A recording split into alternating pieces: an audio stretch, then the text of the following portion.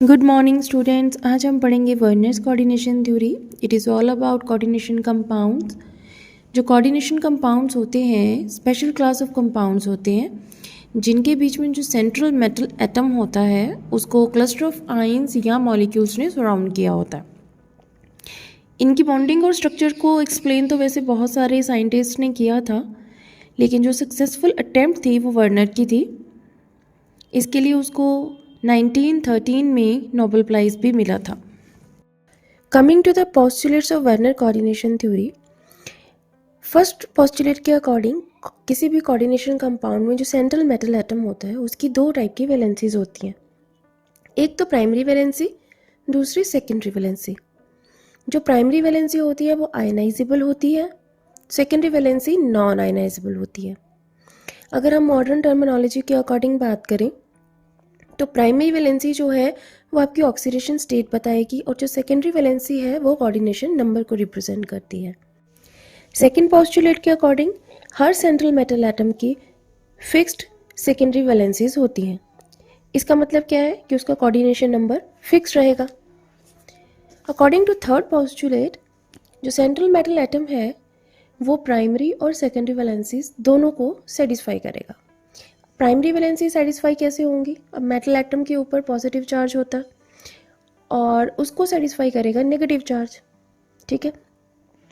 On other hand जो secondary valencies होती हैं उनको नेगेटिव आयंस भी सेटिस्फाई कर सकते हैं और न्यूट्रल मॉलिक्यूल्स भी कर सकते हैं। बट सर्टेन केसेस में क्या होता है कि जो नेगेटिव आयन होता है वो दोनों टाइप की वैलेंसीज यानी कि प्राइमरी और सेकेंडरी वैलेंसी दोनों को सेटिस्फाई कर सकता है। Coming to the fourth postulate, जो प्राइमरी वैलेंसीज होती हैं वो नॉन डायरेक्शनल होती हैं, बल्कि जो सेकेंडरी वैलेंसीज होती हैं वो डायरेक्शनल होती हैं। इसका क्या मतलब है कि जो सेकेंडरी वैलेंसीज होती हैं वो स्पेस में फिक्स्ड पोजीशंस के टुवर्ड डायरेक्टेड रहेंगी। वो उससे क्या होगा, उसकी ज्योमेट्री फिक्स हो जाएगी कोऑर्डिनेशन कंपाउंड की। तो इन अदर वर्ड्स हम क्या बोल सकते हैं कि जो सेकेंडरी वैलेंसीज होती हैं दे determine the stereochemistry of the complex. आगे हम एक्सप्लेनेशन करेंगे कोबाल्ट अमीन के कुछ कॉम्प्लेक्सेस की, जिनमें हम वर्नर थ्योरी के अकॉर्डिंग उनमें बॉन्डिंग एक्सप्लेन करने की कोशिश करते हैं। फर्स्ट कॉम्प्लेक्स लेते हैं कोबाल्ट क्लोराइड का 6 अमोनियम मॉलिक्यूल के साथ।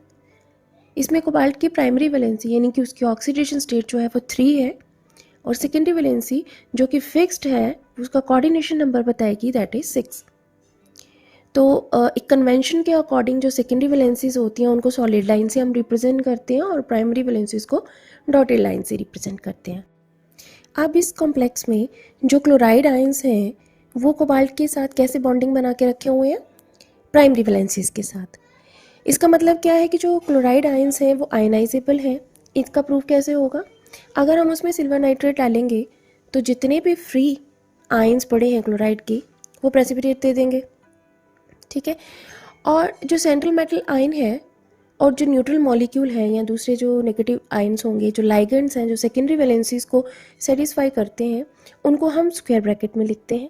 तो इस हिसाब से इसका जो फॉर्मूला है कॉम्प्लेक्स कंपाउंड का ये हम ऐसे फॉर्मुलेट कर देते हैं। अब आगे जो प्राइमरी वैलेंसीज हैं वो आयनाइजेबल हैं, तो इसका मतलब क्या हुआ कि जो क्लोराइड आयंस हैं वो प्रेसिपिटेट हो जाएंगे सिल्वर नाइट्रेट में in the form of silver chloride.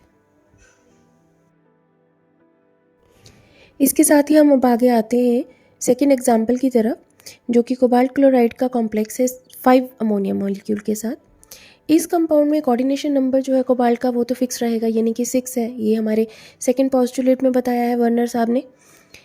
अब इसमें क्या है, जो 5 पोजीशंस बची हुई हैं वो अमोनिया ले लेगा उसकी सेकेंडरी वैलेंसी की। अब जो 6 पोजीशन है वो कौन ऑक्यूपाई करेगा? जैसे कि थर्ड पोस्टुलेट में बताया है कि कई नेगेटिव आयंस क्या करते हैं, वो प्राइमरी और सेकेंडरी वैलेंसी को दोनों को सेटिस्फाई करते हैं। तो वो चीज़ यहाँ पे अप्लाई होगी कि एक क्लोराइड आयन जो है जो प्राइमरी वैलेंसी में ऑलरेडी है वो सेकेंडरी वैलेंसी को भी सेटिस्फाई करेगा। इसको हमने यहाँ पे रिप्रेजेंट किया है इस डायग्राम से, इस स्ट्रक्चर से। इसमें जो क्लोराइड का डुअल कैरेक्टर शो हुआ है इसको हम इंडिकेट करते हैं फुल लाइन से। जो सेकेंडरी वैलेंसी है उसको हमने फुल लाइन से शो किया हुआ है और जो प्राइमरी वैलेंसी है वो डॉटेड लाइन से करी है। तो जो क्लोराइड दोनों तरफ अपनी वैलेंसी इस वैलेंसी को सेटिस्फाई कर रहा है उसको सॉलिड लाइन और डॉटेड लाइन दोनों से हम शो कर रहे हैं। अब इसके अकॉर्डिंग 2 ही क्लोराइड आयन ऐसे बचते हैं जो आयनाइजेबल है। और इसका प्रूफ कैसे मिलेगा? सिल्वर नाइट्रेट अगर हम डालेंगे तो जो प्रेसिपिटेट होंगे वो सिर्फ उन 2 क्लोराइड आयंस की वजह से ही बनेंगे। Coming to the third example, जिसमें कि कोबाल्ट क्लोराइड 4 अमोनिया मॉलिक्यूल के साथ है। जैसा कि हमने पिछली एग्जाम्पल में डिस्कस किया था, वहाँ पे प्राइमरी वैलेंसी और सेकेंडरी वैलेंसी फिक्स रहेगी 3 और 6। बट होगा क्या, सेकेंडरी वैलेंसी में 4 अमोनिया मॉलिक्यूल्स आएंगे। तो जैसे हमने पिछली एग्जाम्पल में डिस्कस किया, यहाँ पे 2 क्लोराइड आयंस जो हैं वो डुअल करैक्टर शो करेंगे, यानी कि प्राइमरी और सेकेंडरी वैलेंसी दोनों को सेटिस्फाई करेंगे। इसको हम रिप्रेजेंट कर रहे हैं इस स्ट्रक्चर से, जिसमें कि 2 क्लोराइड आयंस हैं जिनके ऊपर हम डॉटेड और सॉलिड लाइन लगा रहे हैं।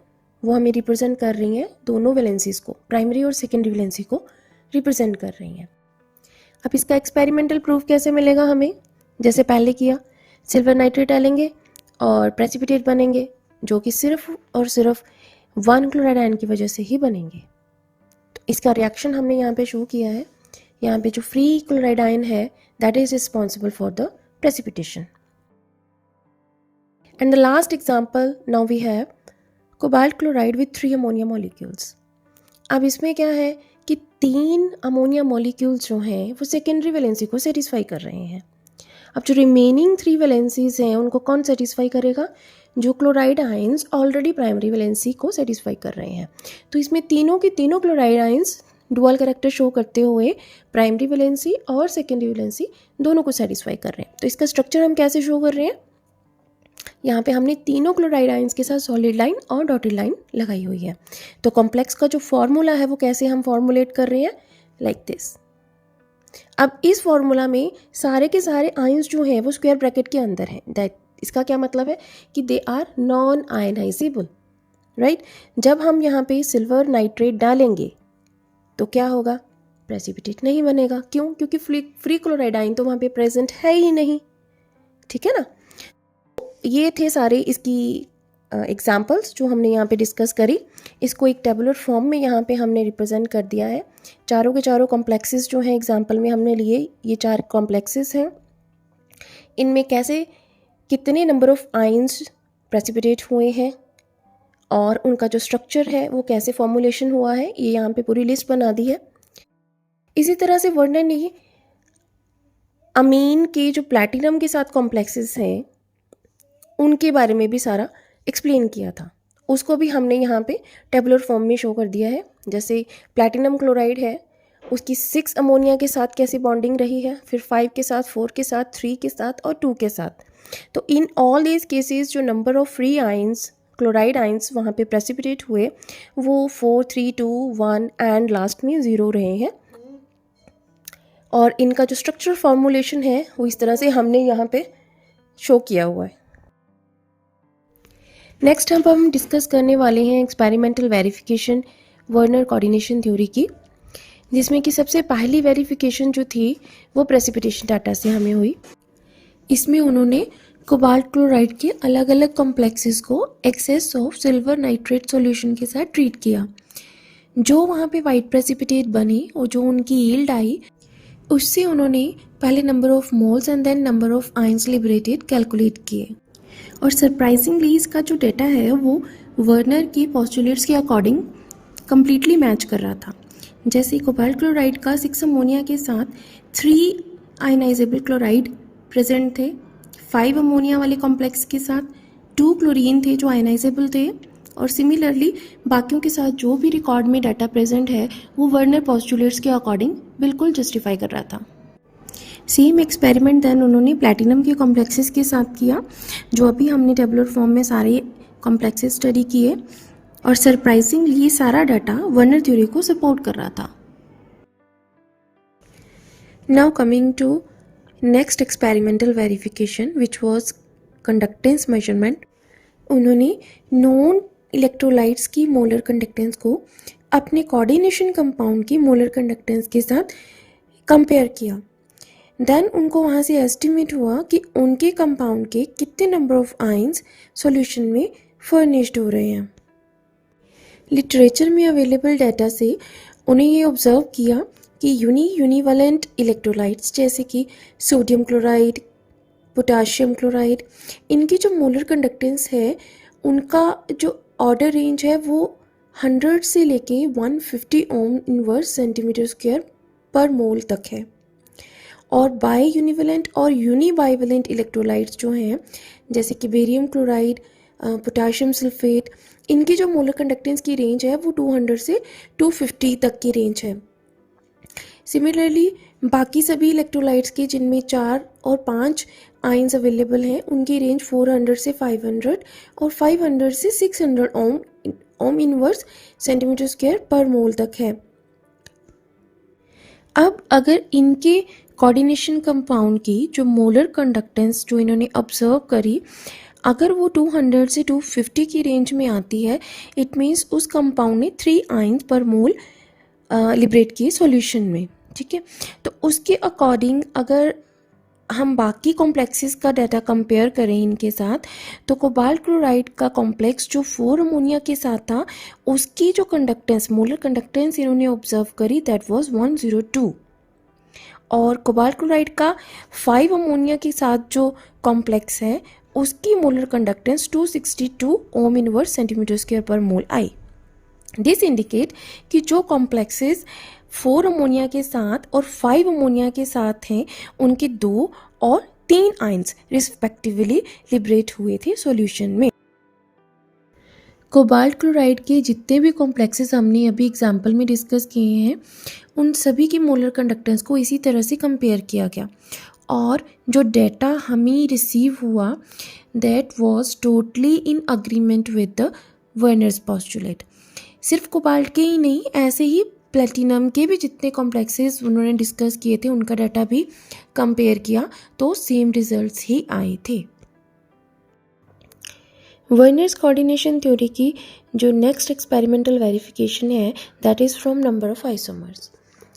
वर्नर ने 4 और 6 लाइकेन वाले कुछ कोऑर्डिनेशन कंपाउंड के आइसोमर्स को सिंथेसाइज किया, देन उनके शेप्स को यूज़ किया अपनी थ्योरीज को डेवलप करने के लिए।